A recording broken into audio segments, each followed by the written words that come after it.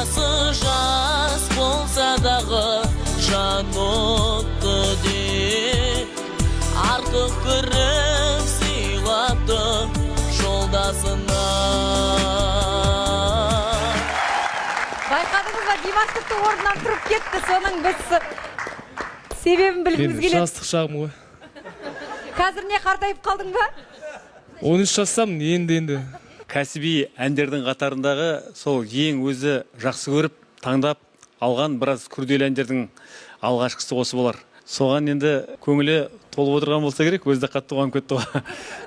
Мына жерде байқасақ, шашың бұйра, жалт-жұлт етеді. Жалпы қазіргі Димашпен әрине жер мен көктей айырмашылықты байқап отырмыз. Ана бұйра шаш қайда кетіп қалды?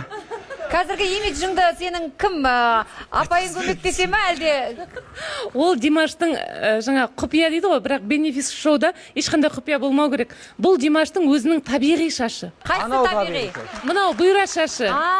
Бірақ енді барлық шашы бұйра адамдарда бір комплекс болады екен. Егер менің шашым бұйра болмағанда, мен бұдан да әдемі болады екенмін деп ойлайды екен. Ол психологиялық жағынан дәлелденген нәрсе. Неге біздің шашымыз бұйра емес, біз өйстіп бұйралап әлек боламыз? Бұйраласақ біртүрлі әдемі көрінетін сияқты боламыз. Негізгі өзінің шашы, бірақ кішкене Димаш қазір түзеп, өзіне ыңғайлы сәнге осылай қойып алған енді. Яғни өзінің қалауы ғой. Бұл шашта жарасып тұр.